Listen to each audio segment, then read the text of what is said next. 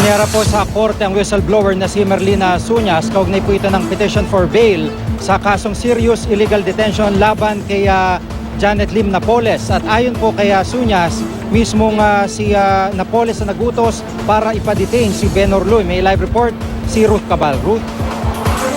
Gigi, si Merlina Suñas na dating kasama ni Ben Horloy sa JLN Corporation ang hinarap ngayong testigo sa hearing para sa bail petition ni Janet Napoles na nakakulong sa kasong serious illegal detention.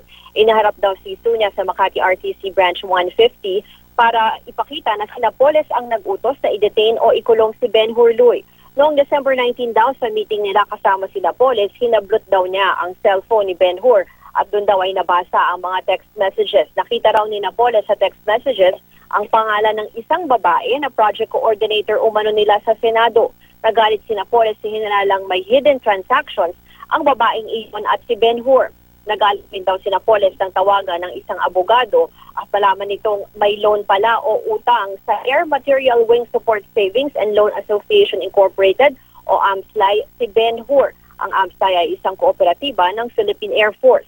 Tsaka na raw sumigaw si Napoles na ikulong yan 2 o 3 beses, referring to ikulong si Ben Hur.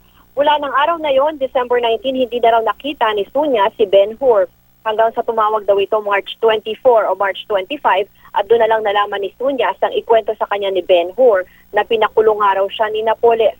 Halos 3 oras sumalang sa witness stand si Suñas, nauna nang giniit ng kampo ni Napoles na walang illegal detention na nangyari.